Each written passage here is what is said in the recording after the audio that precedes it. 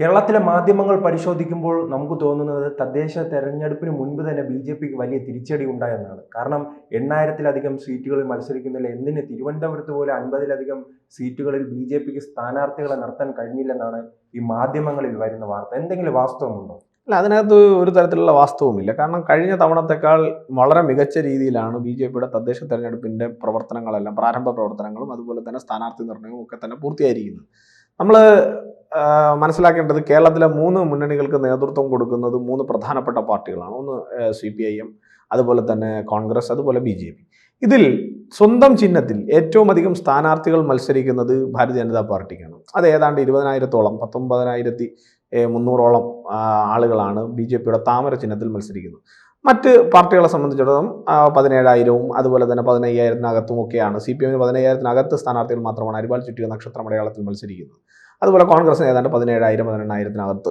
അപ്പം നമ്മൾ മനസ്സിലാക്കേണ്ടത് ഏറ്റവും കൂടുതൽ ആളുകൾ മത്സരിക്കുന്നത് BJP. പക്ഷേ അവിടെ രണ്ടിടത്തും, ഇപ്പോൾ മലപ്പുറം ജില്ലയെ സംബന്ധിച്ചിടത്തോളം അവിടെ കോൺഗ്രസിന്റെ കൈപ്പത്തി ചിഹ്നത്തിൽ മത്സരിക്കുന്നവരെക്കാൾ കൂടുതൽ ആളുകൾ മത്സരിക്കുന്നത് ഏണി ചിഹ്നത്തിൽ മുസ്ലിം ലീഗിന്റെ ആളുകളാണ്. അവർക്ക് ഏതാണ്ട് 4,000-ഓളം സീറ്റുകളിൽ അവർ മത്സരിക്കുന്നുണ്ട്.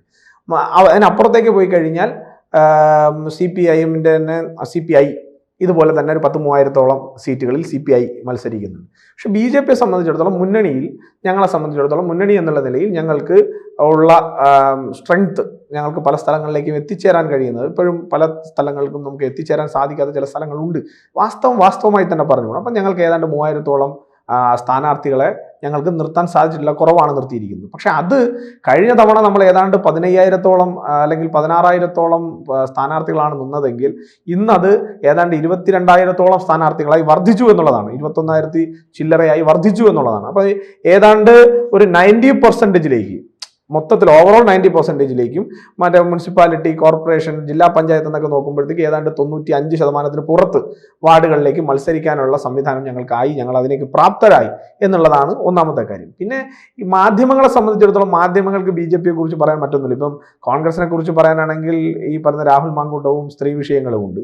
അതുപോലെ തന്നെ അപ്പുറത്ത് പോയി കഴിഞ്ഞാൽ ശബരിമലയും കട്ടളപ്പടിയും ഒക്കെ ഉണ്ട്. അപ്പോൾ BJPയെ കുറിച്ച് പറയാൻ അവരുടെ കയ്യിൽ ഒന്നുമില്ല. യാതൊരു തരത്തിലുള്ള ആരോപണങ്ങളും BJPക്കെതിരെ ഉന്നയിക്കാൻ മാധ്യമങ്ങളുടെ കയ്യിലില്ല. അപ്പോൾ കൊട്ടുമ്പോൾ BJPയെ കൊട്ടാൻ എന്തെങ്കിലും ഒരു കാരണം വേണമല്ലോ. അതിനാണല്ലോ സ്ഥാനാർത്ഥികളുടെ സ്ക്രൂട്ടനിങ് കഴിയുന്നതിന് മുൻപ് തന്നെ BJPക്ക് വലിയ രീതിയിൽ സ്ഥാനാർത്ഥികളെ നിർത്താൻ സാധിച്ചില്ല എന്നുള്ള പ്രചരണമൊക്കെ ചില കോണുകളിൽ നിന്ന് തുടങ്ങിയത്. അപ്പം അത് ഞങ്ങളൊന്നും അതിനെ വലിയ കാര്യമായിട്ടല്ല കാണുന്നത്. ജനങ്ങൾക്ക് കാര്യം ബോധ്യമുണ്ട്. ചില മേഖലകൾ, മലപ്പുറത്തെ ചില മേഖലകളിൽ ഞങ്ങൾക്ക് എത്തിച്ചേരാൻ സാധിക്കില്ല, ഞങ്ങൾക്ക് കാസർഗോട്ടെ ചില മേഖലകളിലേക്ക് ഞങ്ങൾക്ക് എത്തിച്ചേരാൻ സാധിക്കില്ല. അപ്പം അങ്ങനെ ചില സ്ഥലങ്ങളുണ്ട് അങ്ങനെ നമുക്ക് എത്തിച്ചേരാൻ സാധിക്കാതെ. അതിൽ ചിലത് CPM ബലമായി എത്തിപ്പെടാൻ സാധിക്കുന്നു. ഇപ്പോൾ കഴിഞ്ഞ ദിവസം തന്നെ ലോക്കൽ സെക്രട്ടറിമാർ സ്വതന്ത്ര സ്ഥാനാർത്ഥികളെ പോലും ഭീഷണിപ്പെടുത്തുന്ന വോയിസ് ക്ലിപ്പുകൾ പുറത്തു വന്നു. ഇതുപോലെ തന്നെ പല വ്യത്യസ്തമായ സാഹചര്യങ്ങൾ പല ഭാഗങ്ങളിലും ഉണ്ട്. അപ്പൊ അങ്ങനെ നമ്മുടെ പ്രവർത്തകന്മാർക്ക് തയ്യാറായി വരുന്നവരെ പോലും ഭീഷണിപ്പെടുത്തി ഓട്ടിച്ചു വിടുന്നതും, അത് ഞങ്ങളുടെ മാത്രമല്ല, സ്വതന്ത്ര സ്ഥാനാർത്ഥികൾ, മറ്റു പ്രസ്ഥാനങ്ങളുടെ, കോൺഗ്രസിന്റെ ചില സ്ഥാനാർത്ഥികളുടെ പത്രിക സമർപ്പിക്കാൻ സമ്മതിക്കാത്ത സ്ഥലങ്ങളുണ്ട് കേരളത്തിനകത്ത്. ഇന്നും അവർ എത്ര കാലം ഭരിച്ച സ്ഥലമാണ്? ഞങ്ങൾ ഭരണത്തിൽ ഇതുവരെ വന്നിട്ടില്ല കേരളത്തിൽ. ഞങ്ങൾ ഭരണത്തിൽ വരാത്ത ഞങ്ങൾക്ക് 22,000 വാർഡുകളിൽ സ്ഥാനാർത്ഥികൾ നിർത്താനുള്ള കപ്പാസിറ്റി ഉണ്ട്. പക്ഷെ കോൺഗ്രസിന് അങ്ങനെ ഒരു തീരുമാനം എടുത്താൽ എത്രയിടത്ത് നിർത്താൻ സാധിക്കും? അപ്പോൾ കോൺഗ്രസിന് ഭരണം ഉണ്ടായിട്ട് പോലും കോൺഗ്രസിന്റെ സ്ഥാനാർത്ഥികളെ പലയിടത്തും നിർത്താൻ സാധിക്കുന്നില്ല എങ്കിൽ അപ്പോൾ അതിന്റെ കാരണം ഇതാണ്. അതായത് ഞങ്ങൾ ആ നിലയിലേക്ക് വളർന്നുകൊണ്ടിരിക്കുകയാണ്. ഞങ്ങൾ ഓരോ ഘട്ടം കഴിയുമ്പോൾ ഇത്തരം ഒരു ആരോപണം ഉണ്ടായപ്പോൾ BJP കണക്കു നിരത്തി അതിനെ സ്വാഭാവികമല്ലേ. പക്ഷേ ഇനിയുള്ളത് ഈ തെരഞ്ഞെടുപ്പിൽ 2 കോർപ്പറേഷൻ പിടിക്കും, 25%-ലധികം വോട്ട് പിടിക്കുമെന്നാണ് BJPയുടെ നിലപാട്. അതിലേക്ക് എത്താൻ കഴിയുമോ? അത് തീർച്ചയായിട്ടും ഞങ്ങൾക്ക് 2 കോർപ്പറേഷൻ പിടിക്കാം. ഇപ്പം ഞാൻ നിങ്ങളോട് വെറുതെ ഒരു അതിശയോക്തി പോലെ പറയണ്ടല്ലോ. നിങ്ങൾ മാധ്യമ പ്രവർത്തകരാണ്, നിങ്ങൾ സ്വാഭാവികമായിട്ടും ഗ്രൗണ്ടിലെ പൾസ് അന്വേഷിക്കുന്നുണ്ട്. തിരുവനന്തപുരത്തും അതുപോലെ തൃശ്ശൂരിലും കൊല്ലത്തും കോഴിക്കോടും എറണാകുളത്തും ഒക്കെ നിങ്ങൾക്ക് സംവിധാനങ്ങളുണ്ട് അന്വേഷിക്കാൻ. നിങ്ങളൊന്ന് അന്വേഷിക്കൂ, ഞാൻ ഈ പറഞ്ഞതിൽ ഏതെങ്കിലും കാര്യങ്ങൾ തെറ്റുണ്ടോ എന്ന്. 2 കോർപ്പറേഷൻ ഞങ്ങൾ പിടിക്കുമെന്നാണ് പലരും വാർത്ത കൊടുക്കുന്നത്. അതിലധികമായാലോ? അപ്പൊ അതിലധികമാവാം. ഇപ്പോൾ തലശ്ശേരി മുനിസിപ്പാലിറ്റി BJP ഭരിക്കില്ല എന്ന് പറയാൻ പറ്റില്ല, കാരണം BJP അത് ഭരിച്ചേക്കും. അപ്പോൾ അങ്ങനെ പല വർക്കല മുനിസിപ്പാലിറ്റി, അതുപോലെ പന്തളത്തെ നമ്മൾ ഓൾറെഡി ഭരിക്കുന്ന മുനിസിപ്പാലിറ്റിയാണ് നെയ്യാറ്റിൻകര മുനിസിപ്പാലിറ്റി, അങ്ങനെ പല മുനിസിപ്പാലിറ്റികളും BJPക്ക് അനുകൂലമായി, ഷൊർണൂർ മുനിസിപ്പാലിറ്റി, അങ്ങനെ പല മുനിസിപ്പാലിറ്റികളും, ചാവക്കാട്, നമ്മുടെ കൊടുങ്ങല്ലൂര്, ഇങ്ങനെ പല മുനിസിപ്പാലിറ്റികളും നമുക്ക് ഭരിക്കാൻ സാധിക്കുന്ന നിലയിലേക്ക് ഞങ്ങൾ വളർന്നിട്ടുണ്ട്. ഇവിടെ ഒന്നും ഭരിക്കാൻ സാധിക്കാതിരുന്നതിന്റെ പിന്നിലെ പ്രശ്നം എന്താണ്? ഇവർ രണ്ടുപേരും ഒരു സമയത്ത് ഒരുമിക്കുന്നു എന്നുള്ളത്. ഇപ്പൊ തിരുവനന്തപുരത്ത് നമുക്കത് പ്രകടമായി കാണാൻ സാധിക്കുന്നുണ്ട്. പല വാർഡുകളിലും പല വാർഡുകളിലും കോൺഗ്രസിന് വോട്ട് മതി. ഇപ്പോൾ CPM-ന്റെ ഏറ്റവും ശക്തമായ അടിത്തറയുള്ള വാർഡാണ് കരമന വാർഡിൽ ഞങ്ങളുടെ പ്രിയങ്കരനായിട്ടുള്ള സ്ഥാനാർത്ഥി ശ്രീ കരമന അജിത്ത്, തിരുവനന്തപുരത്തെ രാഷ്ട്രീയ പ്രശ്നങ്ങളിൽ വളരെ ശക്തമായി ഇടപെടുന്ന ഒരാളാണ് കരമന ഞങ്ങളുടെ സ്ഥാനാർത്ഥി. ആ സ്ഥാനാർത്ഥിക്കെതിരെ CPM-ന്റെ സ്ഥാനാർത്ഥിയെ നിർത്താതെ, CPM-ന്റെ മേയർ സ്ഥാനാർത്ഥികളെ ഒരു കാലഘട്ടത്തിൽ പരീക്ഷ സ്ഥലമാണ് ഈ പറയുന്ന കരമന. ആ കരമനയിൽ CPM സ്ഥാനാർത്ഥി അരിവാൾ ചുറ്റിക നക്ഷത്രം കൊടുക്കാതെ അവിടെ 2 ചിഹ്നത്തിലാണ് സ്ഥാനാർത്ഥി നിർത്തിയിരിക്കുന്നത്. ആരുടെ താല്പര്യം സംരക്ഷിക്കാനാണ്? ഒന്ന്. അതിന്റെ തൊട്ടപ്പുറത്ത് കാലടി വാർഡിൽ നിങ്ങളൊന്ന് അന്വേഷിച്ച് നോക്കണം. അവിടെ കോൺഗ്രസിന്റെ സ്ഥാനാർത്ഥിയെ ജയിപ്പിക്കാൻ വേണ്ടിയിട്ട് വോട്ട് മറിച്ച് കൊടുക്കാൻ നിൽക്കുന്നത് CPM ആണ്. അപ്പോൾ BJP-യെ പരാജയപ്പെടുത്താൻ എവിടെയൊക്കെ പ്രകടമായും എവിടെയൊക്കെ രഹസ്യമായും ഈ പ്രവർത്തനം ചെയ്യാൻ അവർക്ക് സാധിക്കുമോ അവിടെയൊക്കെ അവർ ഈ പ്രവർത്തനം നടത്തിക്കൊണ്ട് തന്നെ മുന്നോട്ട് പോകും. അപ്പോൾ അത് ഞങ്ങളതിനെ ഭയക്കുന്നില്ല. ഇപ്പോൾ അവർ ഞാൻ അതിൽ ഒരു കാര്യം ഞാൻ തിരുവനന്തപുരം കോർപ്പറേഷനെ മെൻഷൻ ചെയ്ത് പറയാം. അത് കോൺഗ്രസ് വലിയ വീരവാദം പറയുന്ന ഒരു സ്ഥലമാണ് തിരുവനന്തപുരം കോർപ്പറേഷൻ. നിങ്ങൾ തിരുവനന്തപുരം കോർപ്പറേഷൻ ഈ പറയുന്ന ഡിസംബർ മാസം 13 വോട്ടെണ്ണി കഴിയുമ്പോൾ നിങ്ങൾ ഈ കവടിയാർ വാർഡിൽ ഒരു സ്ഥാനാർത്ഥിയെ കോൺഗ്രസ് കൊണ്ടുവന്ന് നിർത്തിയിട്ടുണ്ട്. അദ്ദേഹം ഒരു പരാജയപ്പെട്ടു പോയ MLA ആണ്. ഞാൻ അതിനെ കളിയാക്കിയല്ല പറഞ്ഞത്, MLA ആയിരുന്നു, അതെ MLA ആയിരുന്നു. അപ്പോൾ MLA ആയിരുന്ന ആളിനെ അദ്ദേഹം പരാജയപ്പെട്ട അതേ മണ്ഡലത്തിൽ പരാജയപ്പെട്ടതിന് ശേഷമാണ് ഇപ്പോൾ കൊണ്ടുവന്ന് കവടിയാറിൽ നിർത്തിയിരിക്കുന്നത്. എന്നിട്ട് പറഞ്ഞത്, അദ്ദേഹത്തിനോട് ചില മാധ്യമ പ്രവർത്തകർ ചോദിച്ചു, ഇനി ഇവിടെ ജയിച്ചാലും MLA ആവാൻ പോകുമോ എന്ന് ചോദിച്ചപ്പോൾ അദ്ദേഹം അതിൽ നിന്ന് പറഞ്ഞത്, ഞങ്ങൾ വന്നത് മേയർ പ്രവർത്തനം നടത്താനാണ്, ആ മേയറുടെ പ്രവർത്തനം. അദ്ദേഹം കൃത്യമായി മറുപടി, ഞാൻ പോകില്ല, നമ്മൾ പോവില്ലെങ്കിൽ നമുക്ക് ഉറപ്പിച്ചു പറയാൻ സാധിക്കണം, പോവില്ല. പക്ഷെ അദ്ദേഹം അങ്ങനെ പറയുന്നില്ല. പക്ഷെ അവിടെ ഞാൻ നിങ്ങളോട് ഒരു കാര്യം പറയാം. ഞങ്ങളുടെ അവിടുത്തെ സ്ഥാനാർത്ഥിയെ കണ്ട് പലരും ഞെട്ടി. അവരെല്ലാവരും വിചാരിച്ചത് ഒരു VVIP സ്ഥാനാർത്ഥി അല്ലെങ്കിൽ ഒരു സ്റ്റാർ ഷൈനർ സ്ഥാനാർത്ഥി ഞങ്ങളുടെ ഭാഗത്ത് നിന്ന് അവിടെ വരും എന്നാണ് പ്രതീക്ഷിച്ചത്. ഇതുപോലെയായിരുന്നു 2015 തെരഞ്ഞെടുപ്പ് നടന്നപ്പോഴും പഴയ മുൻ മേയറായിട്ടുള്ള ജയൻ ബാബു പാങ്ങോട് വാർഡിൽ മത്സരിക്കാൻ വന്നപ്പോൾ എല്ലാവരും ചോദിച്ചു ഞങ്ങളോട്, ആരായി മധുവിനെ വെച്ചിട്ട് ജയൻ ബാബുവിനോട് നിങ്ങൾ ജയിക്കാൻ പോവാ എന്ന് ചോദിച്ചു. ആ മധു വളരെ സൈലൻ്റായി പുഞ്ചിരിയോടുകൂടി ജയൻ ബാബുവിനെ അട്ടിമറിക്കുന്ന കാഴ്ചയാണ് 2015 കണ്ടത്.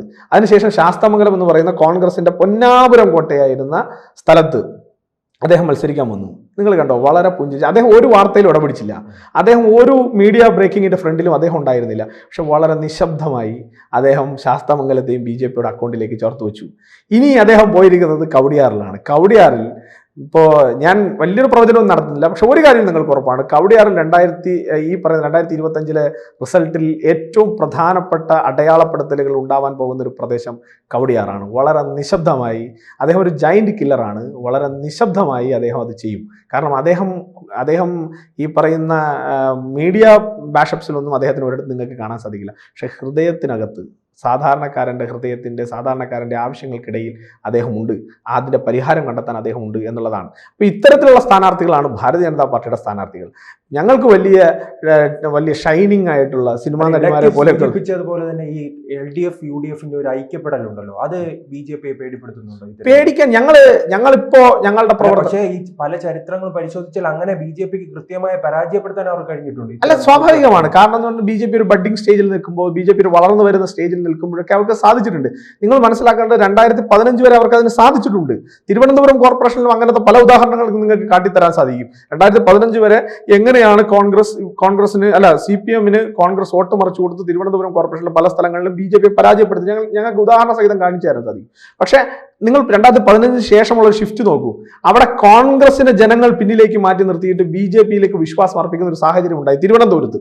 അത് മറ്റു പല നഗരസഭകളിലേക്കും നിങ്ങൾ അങ്ങനെ നോക്കിക്കഴിഞ്ഞാൽ അതേ ആറ്റിറ്റ്യൂഡിലാണ്. അല്ലെങ്കിൽ ആരാണോ പണ്ട് വോട്ട് മറിച്ചു കൊടുത്ത് BJP-യെ തോൽപ്പിക്കാൻ നേതൃത്വം കൊടുത്തിരുന്നത്, അത് പ്രത്യേക സാഹചര്യങ്ങളിൽ അവരെല്ലാം പുറകിലേക്ക് പോകുന്ന ഒരു സാഹചര്യം ഉണ്ടായി. അപ്പൊ അതുപോലെ തന്നെ തിരുവനന്തപുരത്തും കേരളത്തിലും ഇത്തവണ ആരൊട്ട് മറിച്ചു കൊടുത്താലും BJP ജയിക്കണമെന്ന് തീരുമാനമെടുത്തിരിക്കുന്നത് ജനങ്ങളാണ്. BJP ജയിക്കുമെന്ന് BJP പറയുന്നതിനേക്കാൾ കൂടുതൽ ആത്മവിശ്വാസത്തിൽ പറയുന്നത് ജനങ്ങളാണ്. അത് നിങ്ങൾ തിരുവനന്തപുരത്ത് ഇറങ്ങി കഴിഞ്ഞാൽ താഴെത്തട്ടിൽ ആ പൾസ് കാണാൻ പറ്റും. അതായത് BJP ആണ് വരേണ്ടത്, ഞങ്ങൾ മറ്റുള്ളവരെല്ലാം പരീക്ഷിച്ചില്ലേ, ഇനി BJP-ക്ക് ഒരു അവസരം കൊടുക്കാം എന്ന് പറയുന്നത് സർവ്വസാധാരണക്കാരായിട്ടുള്ള ആളുകൾ. അതിൽ CPM-ന് വോട്ട് ചെയ്തിരുന്നവരുണ്ട്, കോൺഗ്രസിന് വോട്ട് ചെയ്തിരുന്നവരുണ്ട്, ആർക്കും വോട്ട് ചെയ്യാതെ നിന്നവരുണ്ട്. അവരെല്ലാവരും ഒരു വലിയ പ്രതീക്ഷയോടുകൂടി ഇപ്പൊ 45 ദിവസത്തിനകത്ത് നരേന്ദ്രമോദിജി വന്ന് ഇവിടുത്തെ മാസ്റ്റർ പ്ലാൻ അവതരിപ്പിക്കുമെന്ന് പറഞ്ഞപ്പോൾ ജനങ്ങൾ ആകാംക്ഷയോടെ കാത്തിരിക്കുകയാണ്. കാരണം ഭാരതത്തെ കഴിഞ്ഞ 10 വർഷം കൊണ്ട് മാറ്റിയെടുത്ത ഒരു മഹാപുരുഷൻ അല്ലെങ്കിൽ ഒരു മഹായോഗി, അദ്ദേഹം എന്താണ് ഒരു വികസനത്തിന്റെ ഒരു ഓൾട്ടർനേറ്റ് ആയിട്ട് വികസനത്തെ കൃത്യമായി പഞ്ച് ചെയ്യാൻ സാധിച്ച ഒരു മനുഷ്യൻ, അദ്ദേഹം എന്താണ് തിരുവനന്തപുരത്തിന് വേണ്ടി കരുതി വെച്ചിരിക്കുന്നത് എന്ന് വളരെ പ്രതീക്ഷയോടുകൂടിയാണ് കേരളത്തിലെ തിരുവനന്തപുരത്തെ സാധാരണപ്പെട്ട വോട്ടർമാർ നോക്കിക്കാണുന്നത്. സ്വാഭാവികമായിട്ട് മുൻകാലങ്ങളെ അപേക്ഷിച്ച് BJPക്ക് ഇപ്പോൾ തിരുവനന്തപുരത്ത് ഉൾപ്പെടെ ഒരു അജണ്ട സെറ്റ് ചെയ്യാൻ കഴിഞ്ഞിട്ടുള്ളത്.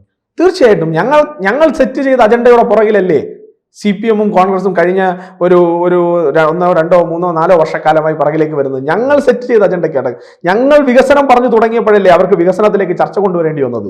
ഞങ്ങൾ വികസനത്തിന്റെ അംബാസഡർമാരാവണം എന്ന് ഞങ്ങളുടെ പ്രവർത്തകന്മാർ ഗ്രാമാന്തരങ്ങളിൽ ഇറങ്ങി പറഞ്ഞതിന് ശേഷമല്ലേ വികസനം എന്ന വാക്ക്. നിങ്ങൾ സിമ്പിളായിട്ട് നമുക്ക് ആലോചിക്കാമല്ലോ ചില കാര്യങ്ങൾ. ഇന്നലെ വരെ ഒരു 3 വർഷം 4 വർഷം മുൻപ് വരെ കേരളത്തിലെ, അല്ലെങ്കിൽ ഒരു 5 വർഷം മുൻപ് വരെ കേരളത്തിലെ ചർച്ചകൾ എങ്ങനെയായിരുന്നു? ആ ചർച്ചകളിൽ നിന്ന് വേറിട്ട് വന്ദേ ഭാരത് വരുന്നു, അപ്പോൾ വികസനം ചർച്ച ചെയ്യപ്പെടുന്നു. രണ്ടാമത്തെ വന്ദേ ഭാരത് വരുന്നു, വികസനം ചർച്ച ചെയ്യപ്പെടുന്നു. നാഷണൽ ഹൈവേകൾ കുറ്റമറ്റ രീതിയിൽ മുന്നോട്ടേക്ക് പോകുന്നു, അപ്പോൾ വികസനം ചർച്ച ചെയ്യപ്പെടുന്നു. വലിയ പദ്ധതികൾ കേരളത്തിലേക്ക് വരുന്നു. വിഴിഞ്ഞം തുറമുഖം പോലെയുള്ള വലിയ പദ്ധതികൾ കഴിഞ്ഞ 10 വർഷത്തിനിടയിൽ കേരളത്തിലേക്ക് വരുന്നു. അപ്പോഴല്ലേ വികസനം ചർച്ച ചെയ്യപ്പെട്ടത്. കഴിഞ്ഞ പതിറ്റാണ്ടുകളിൽ വികസനം ചർച്ച ചെയ്യപ്പെട്ടിട്ടുണ്ടോ കേരളത്തിൽ ധ്രുവീകരണ രാഷ്ട്രീയവും അതുപോലെ തന്നെ വർഗീയ രാഷ്ട്രീയവും പറഞ്ഞ് വോട്ട് പിടിച്ച് അധികാരത്തിലേക്ക് വന്നവർ വികസന രാഷ്ട്രീയത്തെക്കുറിച്ച് ചർച്ച ചെയ്യപ്പെട്ടത് തന്നെ BJP സെറ്റ് ചെയ്ത അജണ്ട ഉള്ളതുകൊണ്ടല്ലേ. ഇന്ന് തിരുവനന്തപുരം കോർപ്പറേഷനകത്ത് നിങ്ങൾ CPM-നെ, നമ്മൾ തിരുവനന്തപുരം കോർപ്പറേഷൻ ഞാൻ സ്പെസിഫൈ ചെയ്ത് പറയുന്നത്, തിരുവനന്തപുരം കോർപ്പറേഷൻ ഞാൻ നിങ്ങൾ ഇരിക്കുന്നത്, ഈ തിരുവനന്തപുരം കോർപ്പറേഷനകത്ത് ഇന്ന് ഈ പറയുന്ന CPM വികസനത്തെ കുറിച്ച് അല്ലാതെ മറ്റെന്തെങ്കിലും ഒരു വിഷയം പറയുന്നുണ്ടോ? കാരണം ഞങ്ങൾ ആ വികസനം ചെയ്തു, ഞങ്ങൾ ഈ വികസനം ചെയ്തു എന്ന് പറയാൻ അവർ മത്സരിക്കുകയാണ്. എന്തുകൊണ്ടാണ് അങ്ങനെ മത്സരിക്കുന്നത്? കാരണം ഇപ്പുറത്ത് ചർച്ച ചെയ്യപ്പെടുന്നത് വികസന രാഷ്ട്രീയമാണ്. ആ വികസന രാഷ്ട്രീയത്തിനോടൊപ്പം അല്ലെങ്കിൽ ഞങ്ങൾ പരാജയപ്പെട്ടു പോകും എന്ന് അവർക്ക് ആ ബോധമുണ്ട്. അതുകൊണ്ടാണ് അവർ അതിനെ ചർച്ച ചെയ്യുന്നത്. അല്ലാതെ അവർ മന്ദബുദ്ധികളൊന്നും അല്ലല്ലോ. അവർക്ക് കാര്യം ബോധ്യമുണ്ട്, അങ്ങനെ അല്ലെങ്കിൽ പരാജയപ്പെട്ടു പോകും. കാരണം കേരളം ഇന്ന് വികസനം ആഗ്രഹിക്കുന്നുണ്ട്. കേരളത്തിന് കഴിഞ്ഞ പതിറ്റാണ്ടുകളായി തടസ്സപ്പെടുത്തി നിർത്തിയ വികസനം കേരളത്തിലേക്ക് വരും എന്ന് ജനം ഇപ്പോൾ പ്രതീക്ഷയോടെ BJPയെ നോക്കിക്കാണുന്നുണ്ട്. അവരുടെ പ്രതീക്ഷയെ 100% ഹൃദയത്തിലേറ്റി നിർത്തിക്കൊണ്ട് ആ പ്രതീക്ഷ നടപ്പിലാക്കുന്നത് വരെ BJPയുടെ ഓരോ പ്രവർത്തകനും വിശ്രമമില്ലാത്ത പ്രവർത്തനത്തിന് നേതൃത്വം കൊടുക്കും. ഒരു സംശയവും വേണ്ട. കൂടുതൽ വാർത്തകളും വിശേഷങ്ങളും നിങ്ങളിലേക്ക് എത്താൻ ABC മലയാളം സബ്സ്ക്രൈബ് ചെയ്യുക, ബെൽ ബട്ടണും അമർത്തുക.